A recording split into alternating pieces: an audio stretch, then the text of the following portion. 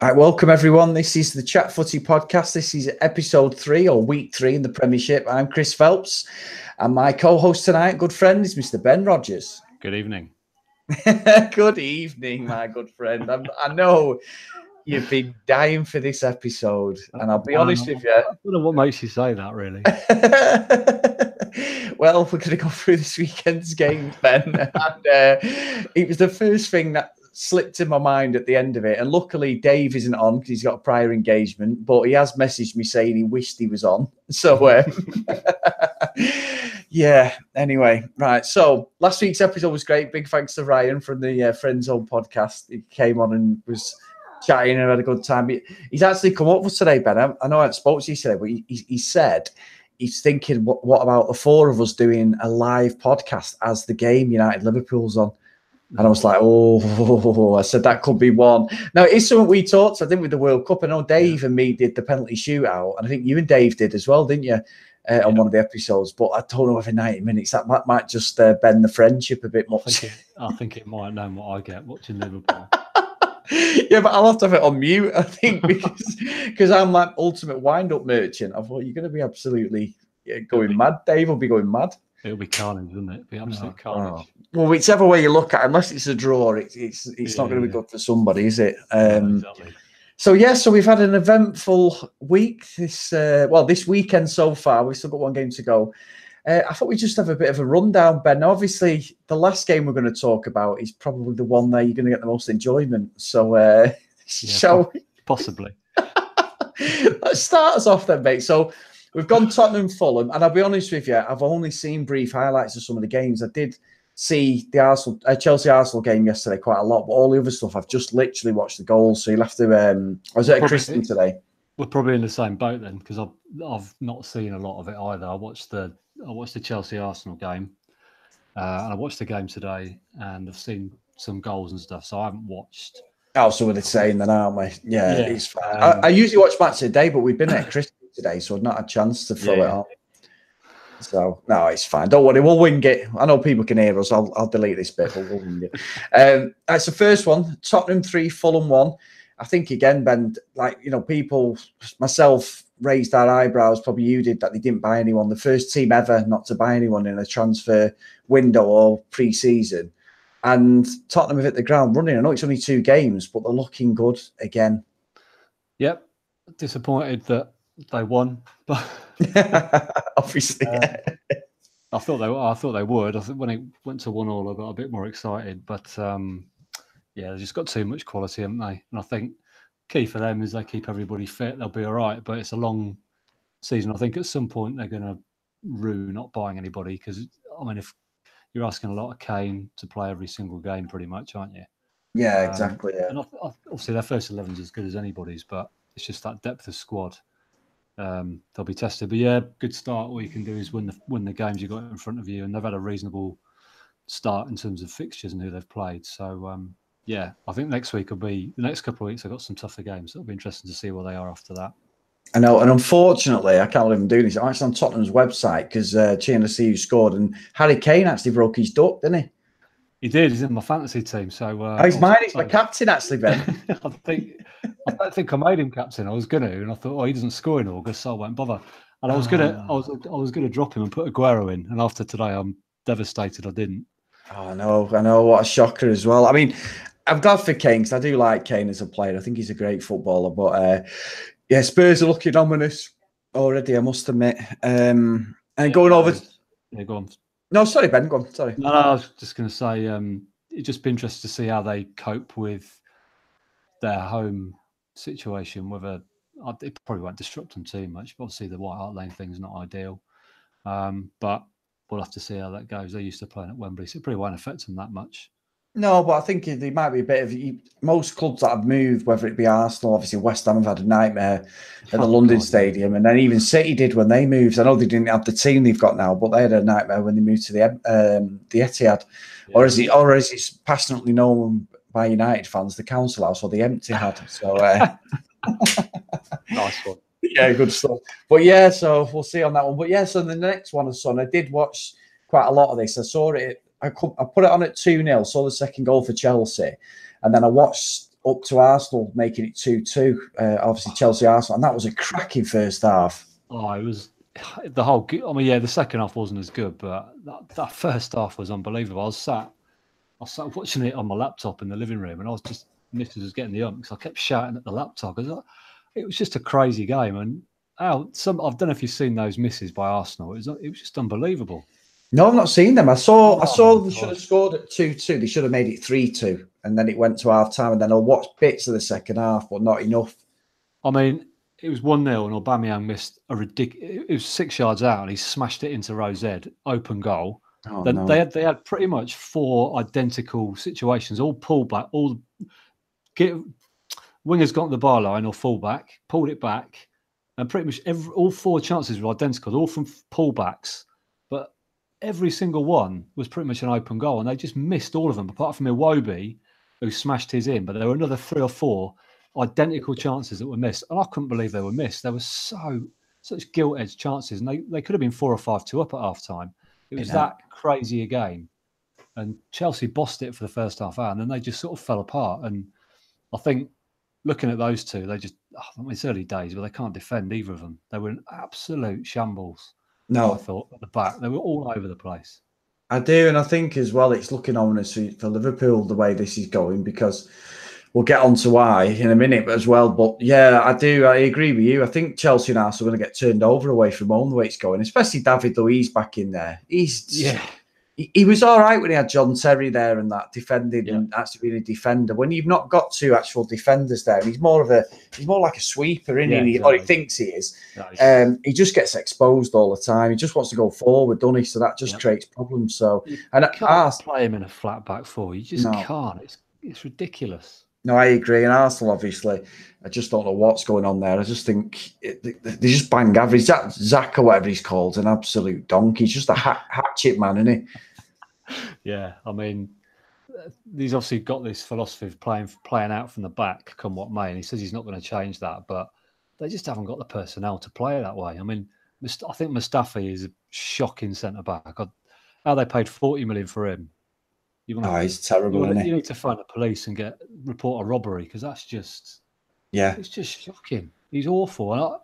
And the rest of them, they bought that Greek fella who's like 30 at the back, and he looked a bit clunky, and I don't know, they just looked really, really poor. But then when they got back in the game, they were all over Chelsea for the last 20 minutes of the first half. But then second half, they just didn't have enough to win the game. And Aubameyang looks bang out of form. Lacazette, I don't really rate.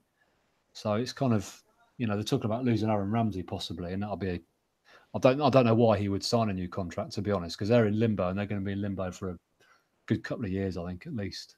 I agree. I mean, Aubameyang looked like a world beater at Dortmund. I fancied him at Old Trafford, but seeing him and Lacazette, I mean, the French league's questionable anyway. I hold up the German league as a bit better, if I'm being honest. But even then, you're monopolised by 3 or 4 different teams, aren't you? So, I don't know. Just a strange result. And as usual, Arsenal get done over again. Yep, they've had a tough start. And they've got a tough game next, haven't they, as well? Although the next few games are tough. They've got all the top teams coming up. Exactly. So. And Spurs are at Old Trafford next week on Monday, so that's not going to be looking forward to that. That's going to be after today. That's going to be. They have got a bad record at Old Trafford, though. They have, yeah. They've got a shocking record. Really bad. I'm hoping that's going to come into fruition. But yeah, I mean, the thing is, with that, obviously, we'll get onto that in a minute. But we'll talk about West Ham v Bournemouth. I mean, I tell you what, Ben, 100 million. They were slagging off Spurs, and they get beat 2-1 by Bournemouth. I wouldn't have. I thought that was a home banker. I did. West Ham have been pretty poor at home, and they've got all those issues with that stadium. But I thought there were glimpses against us that, like, Anderson looked a good player and a couple of other bits and bobs, but they just look like they've no better than last year, which is a bit of a worry for them. And they've got a decent manager on paper, but it sounds like the fans were going mental yesterday after that result. And fair play to Bournemouth, that's a brilliant result. Really good result. And Eddie Howe's doing the biz again, isn't he, so far? Yeah. And their team's not much different from last year. They bought 2 or 3 players, but as I say, he's just got a way of playing. Good, they all work for each other. No superstars, and another great result and a really shocking one for West Ham. And the pressure's on West Ham massively now. And they've got I can't remember who they got next week. They've got Arsenal. A really tough game. Arsenal, that's it. What a game that is! Huge. Yeah. I mean, we're saying that though, it'd be like West Ham to go to the Emirates and get a result. I think they'll fancy the way Arsenal are playing. I think they'll fancy it. Yeah, they might, because they're away from their fans as well. You might get this effect where they play better away from home. Until they, I mean, they can't move from that stadium, but until they redevelop it or whatever, they're never going to. I've been to a gig there. I've not been to a match. Yeah. But it's just a ridiculous stadium. It's an athletic stadium. It's nowhere near a football stadium. Yeah, you've only got to watch them on telly, and you see how far the dugout is from where the actual dugout is to the edge of the pitch. It looks like a mile. It's ridiculous. Yeah, that's pathetic. And you need that closeness, don't you? That interaction. It's. I agree. I totally agree. It's a weird setup, and Brady and Gold or whatever, they just took the money there, haven't they? They've done a nice little deal to get it, and yet it looks great. But they were dreaming when they said Champions League for them. I'm sorry. Yeah. They seem to think because they've got like the 5th highest wage bill or whatever that they've got all these aspirations of Champions League. I'm like, that team is nowhere near Champions League standard. Exactly. It's a mid to lower table Premier League team. That's it. It's a bit of a myth. I know there's a myth at the moment with United and the United way, but the West Ham way was something that you had Bobby Moore and Trevor Brooking, but we're going back to like 1980, late 70s, or obviously 66, Bobby Moore and through to the 70s, but Trevor Brooking was like late 70s, early 80s. It's like that. It was never there that way, this mythology. So, no, I think they could be struggling this year if things don't go their way. Yeah, absolutely. I think they probably will. It's a bad start, and they're looking at pulling a few results out of the bag to get the fans on side. I can't really see it at the moment. No, and then the next one were my boys who said we're going to get in the top 4, Burnley, Watford. Again,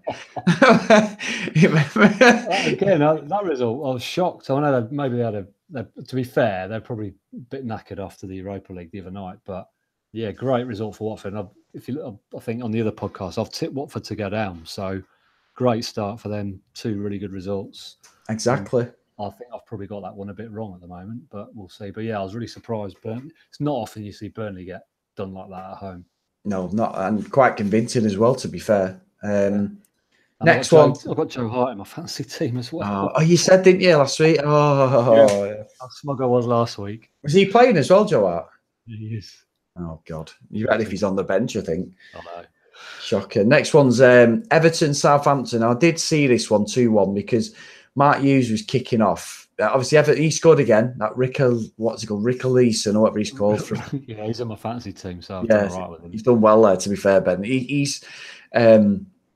scored and he went 2-0 up, then he went to 2-1. And Danny Ings scored. But have you seen Mark Hughes saying that? I don't know if you've seen it when Pickford come out, cleared the ball and said it was a sending off. Yeah, I've seen it where he ripped Ings' shirt with his boots. Yeah, I don't think that was. I don't know. I don't know whether he could have pulled out. I didn't think it was a red card personally, but it's one of those, isn't it? I mean, if that boot had been on the other foot, he might use would have said, "Oh, there's nothing wrong with that." Yeah, that sort of guy. I'm not a big fan of his. I've got to be honest. I don't know what you think about it. No, hey, look, he was one of my all-time United heroes, but since he become a manager, irrespective of him being City's manager, I think he's an absolute arse, if I'm being honest. He's absolutely single-minded, and I respect managers who back the team up and will fight to the death. And we've seen it. I mean, we see it with Wenger, didn't we? I've not seen it. Your place just dead-butted someone. Yeah. I did not see. He was right in front of you, Arsene. You were trying to break them both up. No, I did not see it. And all that thing. But it's true, isn't it? But Mark Hughes is like he's even worse. He's like an absolute bitter. And his team are one of the dirtiest teams going. Stoke were terrible, and Southampton are going that way. That ethos of playing football is just getting drained out of him week by week, I think. Yeah, I just find him, like you said, Bitter's put a good description. He always just seems to moan after a game about a ref or this or that. It's like his record in recent years is really poor. Yeah, he still gets these big jobs, and I don't get it. I don't understand it really, but I think Southampton will struggle this season. I think he'll probably lose his job at some point. I do. I don't think that they'll flirt with relegation all season. I think so. I just don't think they're good enough. No, I think he's going to become a good manager if he goes abroad in some lower league with the quality a bit less. Because I can separate the two people. I can separate Mark Hughes, the absolute warhorse of a striker. Yeah. I remember him as a player. It was unbelievable. exactly. Absolutely. I went to Wembley, 94 semi-final against Oldham. We were getting beat 1-0. I was just walking out. Yeah, I was just walking out, and Nicky Butt flicks one behind his head over and Hughes volleys it, and it was a great drive home, and we won the 4-2 actually. Chelsea got hat-trick in the replay against Oldham, but that was at Main Road. But them sort of games, I remember volleys, scissor kicks, all sorts of. It was one of my all-time heroes with Brian Robson and Eric Cantona around that time. But as a manager, he's just an absolute. I've got no respect for him. I think he blagged the City job just as they started getting money.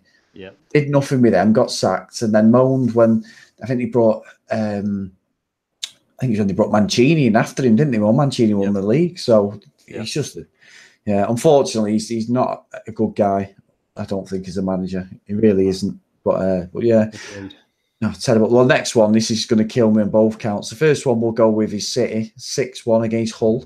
Yeah, I mean, I watched the first, I don't know, 25 minutes, and I just thought, oh wow, I just turned it off. It was just so not depressing, but it was kind of, you just knew it was going to happen. I mean, Huddersfield I think are awful as well. Yeah. I thought they didn't help. I mean, the third goal, keeper, what he was doing, I don't know. But you can't gift goals like they gifted and have any chance. But to capitulate like that, I mean, they look down to me already, which seems ridiculous after 2 games. But they've just got no quality, I don't think. No, well, we said this, didn't we? Hull and Cardiff. We've said this, and the running predictions and stuff. And I agree, Ben. I think. I was at the christening, so I didn't see a lot of it. I saw the goals, and it was like, City just they weren't even in that second gear, and it was embarrassing. I think absolutely embarrassing. And they didn't even have De Bruyne playing, did they? Because he's injured. Didn't need him, to be honest. They could have played a probably fringe team, and they'd have won that game, I think. It was a bit like when you get a lower division team coming to an FA Cup tie. And and they play all the reserves. You just knew what was going. He knew it was going to go. He was not going to be an upset by any stretch of the imagination. No, I think the problem with Huddersfield is obviously they're amazing to stay up, but then you've got to buy 2, 3, 4 real quality players to give you a bit extra for the following season. I just don't think they've done it. No, and I know he's Jurgen Klopp's mate, that German manager, and he turned us over when we played him. But I think I think second season syndrome's going to kick in with them. I really do. I think you're right. I really do. And then the last one, Ben. Right, let's give you the floor. Come on. What's your verdict? What you saw? So we are talking about Brighton 3, Manchester United 2.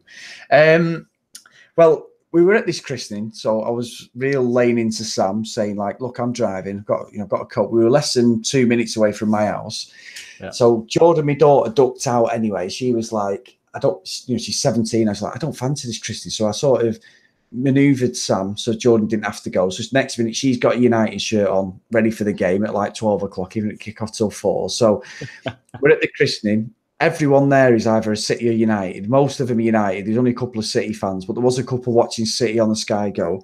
And then about 20 to 4, there was just this mass exodus of people. All the blokes are like, "Come on, we're going now." Oh, right. Kids are tired. We're gonna have to go and all this, right? So like, my friends, our friends whose son was getting like christened, they're not into football at all. So it was an absolute non-starter. Well, my mate, who was a godfather, he'd gone in a full 3-piece suit, waistcoat, everything looked slick as anything, mate. Kev, massive United fan, worked at Old Trafford for years. Don't work there now. He worked at Carrington, knew all the players, the security there, so he knew them all real closely. Good friends with Rooney and all that. He disappears about 20 to 4, comes back in a shirt and a pair of jeans. And I was like, what the hell? Now, we live in a place called Urmston, which is like a suburb of Manchester as such. And there's loads of pubs there. So I just said, come back to mine. I said, so Sam's like, no, you have to watch it on your phone. I'm like, no. She's had like a bottle of Prosecco. So I'm thinking, come on now, let's. So anyway, she started laughing about 3 minutes before kickoff. She went, I was only winding up, let's go. It's like, right, see everyone, bye. So rushed home. And, I got in, I missed about 5 minutes of the game, and I said to Jordan, what's going on? What's going on?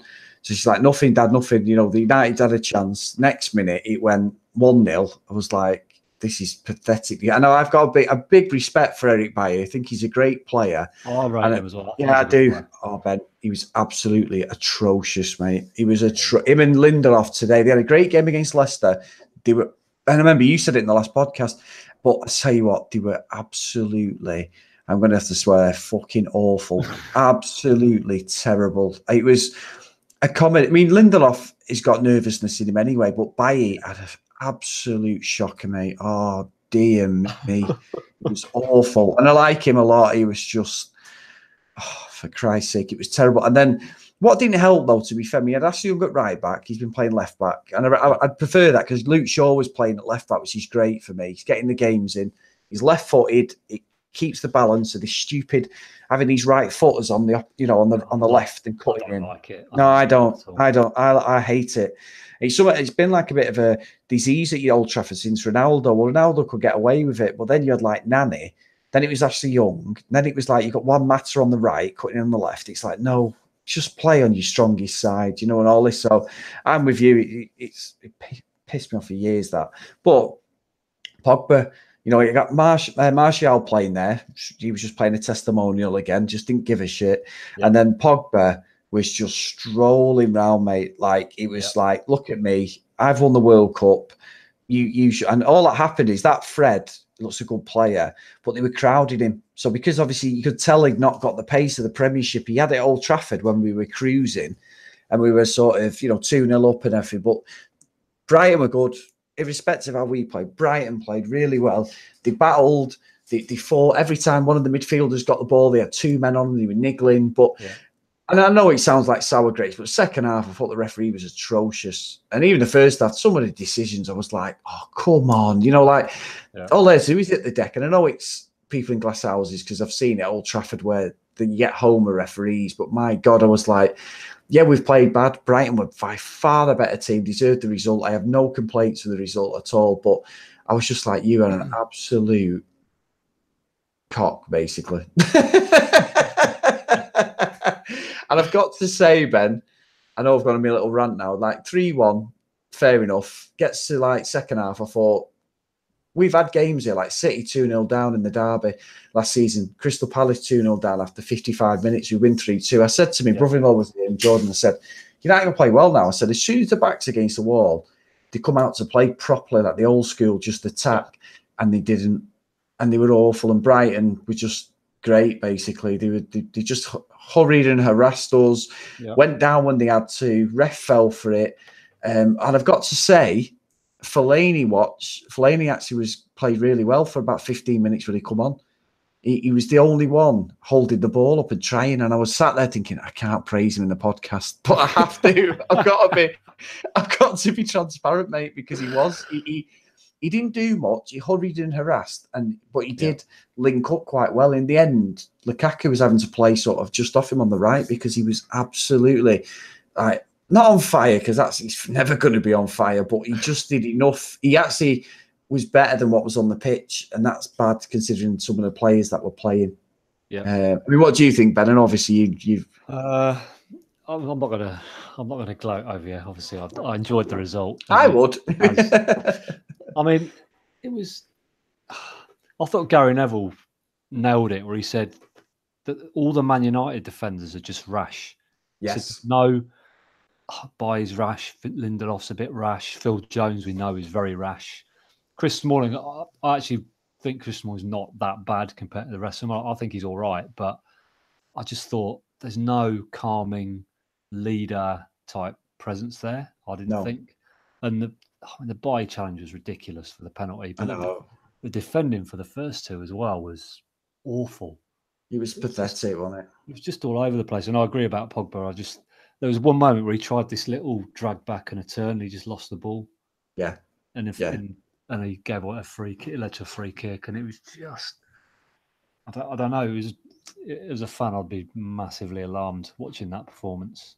I think, hand on heart, and this might sound stupid, Pogba, on his days, world class. But out of 38 games last season, so I've gone the old league out of 42, 38 games last year, I probably say maybe 8 games where he was head and shoulders above everyone else on the pitch. And then, obviously, if he was injured, he did miss, not loads, but he missed a couple of games at one point, maybe 3 or 4 games because of injury. But genuinely, and he got sent off against Arsenal as well. So he probably missed 6 of them games last season. Yeah.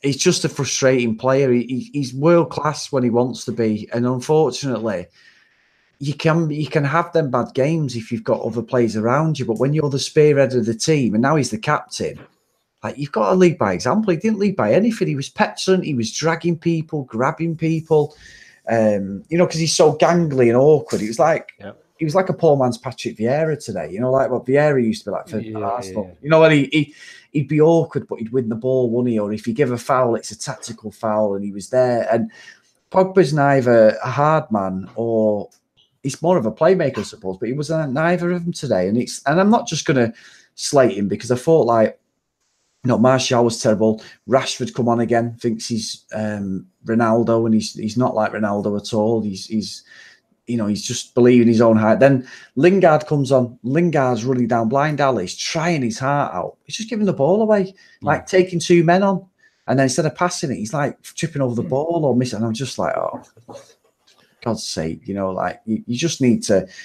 I think for me, if Pogba wants to go, Martial wants to go, I just sell him. And just sell him. I'd sell him this week. And I know that sounds dramatic because he might end up turning it around. It's only one game, but I can't be doing with it. If they don't want to play for my club, just go. Let us struggle. If we're going to struggle, we're going to struggle. If you're really that intent on leaving, just let him go. Sell him for what you can and let him go. How much of that is down to their relationship with the manager, do you think? Or it's got to be everything, isn't it? Because they just look like they weren't remotely bothered. No, not bothered, but they just. Well, I suppose that's true. They just look like they weren't bothered. No, I agree, and I tell you now, I hate this. Well, they did it with Moyes. As much as Moyes was a terrible manager, Rio and all them, not just down tools and would be been up and Van Persie. Yeah. If they're doing this to get rid of him, that'll be our season gone again. Because all that's going to happen is they're going to get him sacked after say 10 games, like Chelsea did, and then all that'll happen is we'll be nowhere, absolutely nowhere. Well, that's not going to solve anything because then you've got to rebuild again. And it's more money. I just don't agree with it. The players have got so much power. There's no excuse for us getting beat by Brighton. Brighton are an average championship team, really, who've elevated themselves by a good manager, Chris Hughton. He's a great manager and he's a respectful guy. But, we got what we deserve today. And we'll just have to see, Ben, how that one plays out. Do you think do you still want Jose? I do, but I also think that at some point he's got to start smiling and engaging more. If he's going to start peeing his play, it doesn't help. No, it just radiates that he's miserable. He might not be behind closed doors, but it just doesn't radiate well with me. And it's like, I know Fergie wasn't exactly laugh a minute, but he'd have a laugh and be compassionate. Mourinho's just like he's slagging City off about this thing. I want royalties. He's got no class. It's like, but you're not showing any class managing my football team because you're just being petulant and blaming everyone else. Yeah, they had also the 606 before, and it was all United fans going ape shit. But they had one guy now who said basically what you've just said. He said he just radiates negativity. He said now whether he's doing that behind the scenes because you only see what's in the media and all this and what other players are saying, but if that's the demeanour he's giving off and the persona he's giving off, it just reeks of negativity from the top to the bottom. And he said that, and he said the same as you. He said that team, there's some quality players in that team. He said they should not be playing the football they're playing and playing for a manager who gives off that demeanour. And he's getting them to play sort of not negative, but it's safety first football. Yeah. He says he's convinced players go there because they want to play for a big club and play. They look at Liverpool, Tottenham, Chelsea, how they play, and they want to play that way, but they're not at the moment. But I don't know. He'd had enough. He said, "I want Mourinho out." But who'd you get? Who's saying, we'll get Zidane in?" I thought it's not as simple as that, is it? You can't just. Zidane inherited a massive team with Ronaldo, with a team of absolute world class players where he knows the club. Exactly. Zidane's going to want his own players in. So what are you going to do again? Spend another 200 million on nobody? And he's not proven manager, really. And I'd look. The problem, isn't it? This sounds terrible to say that, considering the amount of European Cups and La Liga and everything he's won. It sounds awful to say that, but it sounds so contradictory. But like Guardiola, as much as we all thought he was going to fail he failed in the first season. Look at him last season. He's won everywhere. He's gone. Yeah, he's a checkbook manager, but most of them are now. If you want success, you've got to buy. Of course you do, but you can't just buy players for 50 million quid, buy 8 of them, and then expect you've got to still mould them into a team and the way of playing, and that's where the skill of the manager comes in, and that's what he's so good at. Exactly. That's the thing is, I could go out and buy every player for 50 million, but if you don't know how they're going to play, you're not going to succeed, and he's so good at that. That's the skill of him. Yeah, So yeah, I'm going to watch that documentary because I've got Amazon Prime. I'm looking forward to watching it, see how it all. I don't think I can. To be fair, it's probably different for you. Yeah, no, I won't be able to. Even if it was Liverpool, there's no way I could watch it. Oh, not a chance. So yeah, so next week's a huge game, isn't it? Tottenham. Yeah, I think there'll be a reaction. I think United will win because I just think, like you said, Spurs have got a terrible away record there, and I think United have got to do something after today. I think exactly. I think last season this happened though, Ben. I think we started off really well. Yeah, we won like 4 games or something, and we had like a couple of 4-0s and all this, and then we lost a game and we went 3 behind City, and then it was just catch up. Then I'm not saying we're going to get second, not after what we watched today. That's just going to be a formula for other teams to do us. But it wasn't like Brighton were riding the luck. They were controlled. I mean, they must have been because the fans weren't really cheering. It was too comfortable. Yeah, it was. I thought that I had the second half on, and United didn't do it. Brighton controlled it really well. Yeah, did well. And they didn't look threatened at all. No, and well, let's move on then, Ben, because I'm depressing myself even more now. But no, don't be daft. So, well, I'm going to depress myself now. But what do you think, Palace, Liverpool, then your boys? Yeah, I think it's a tough game for us. But as good as Palace can be at home, I'd like to think if we play well, we'll have too much for them. But I just think with us, we just look so good going forward. I just think we're going to score goals. Yeah, it's been a long time since I've ever felt that as a sort of guarantee going into a game. But it's just one of those. You get these moments where you just expect your team to score 1, 2, 3. Yeah. So I don't think it will be easy, and I think if we win, it won't be by a load of goals. Maybe might nick it by 1. But we've got to keep Zaha quiet. That's the key. Yeah, Zaha's side really well on it, to be fair. He has, yeah. And obviously, if Benteke plays, he always scores against us, which makes me a little bit nervous. But we've had a few good results there in the last few years, so fingers crossed it'll carry on. But we're going and like the look of Naby Keita, I think he's going to be huge for us. And I just think if we play what we did last week, and I think we played within ourselves at times last week as well, we'll get a result. No, I think first 20 minutes, if you don't score, it'll be tight. But I think your quality is going to come through, mate. I really do. I think the best thing for Palace is if you score first early, because it'll make it more of an open game. And they have had good success against some of the bigger teams because they've got to come out. I know it leaves them a bit exposed, especially with your pace as well. And it's a tight pitch, Sellers Park, isn't it? So, but no, I'm actually looking forward to it. I think it'll be a good game tomorrow. I'm going to watch it myself and try and cheer myself up. Hopefully, if Palace get a result. But it's sad that at this stage to be thinking that because it's going to be an interesting season anyway. And the fact that we've already lost a game for us and you guys going into this, I just think, and I won't turn it back on United, but Palace, I think it could be a cracking game tomorrow. And I do think Liverpool, I think it should be Liverpool and Tottenham challenging City, if I'm being honest. Yeah, and there's a bit of pressure on because obviously Spurs won, Chelsea won. So we'll be expected to win. Hopefully we will do. But, it's one of those, if we lose, I'll be pretty annoyed and depressed, but it's a long season and you're going to get the odd freak result. Hopefully it won't be. Exactly. And I think man for man. So, yeah, exactly, Ben. I think man for man, you can certainly match City, definitely. Yeah, I think the thing with us is this is a sort of game tomorrow that'll be a good test. It's a sort of game we would possibly drop points in normally, whereas City probably wouldn't. So this is a sort of game we've got to win. But I think looking at Palace's defence, I think we'll give them a load of problems, to be honest. They'll give us problems and it'll be difficult and the atmosphere is always awesome down there, but I think they'll find it hard to live with us if we play well. Yeah. No, I'm with you on that. I do. I think it's going to be... And I think as well, Monday night, there's always something a bit special about the Monday night games. I love the Monday night games. I love them. They're brilliant. And that's like us next week. We're playing Tottenham on the Monday night, so I'm interested in that as well. I think that'll be looking forward to that. Yeah. So obviously it's not been a great weekend for me. It could be a good one for you, mate, tomorrow. Next weekend, I've just picked out 3 games. Liverpool, Brighton. I think Brighton are going to be riding high. I'm not necessarily think they're going to turn these over by any means, but it could be potentially going off the result tomorrow. It could be an interesting game next week at Anfield. Yeah, the last 2 games against Brighton, we've absolutely thumped them. So, I think we've played really well at home against them. And they found it difficult to live with us. So, they'll have their tails up. Maybe be a tougher game than it might have been if they'd lost today. So, it depends. Like I said, if we get a good result tomorrow, we'll be flying. So I'd expect us to win that. But it's one of those again. Keep it quiet for 20 minutes. Crowd gets frustrated.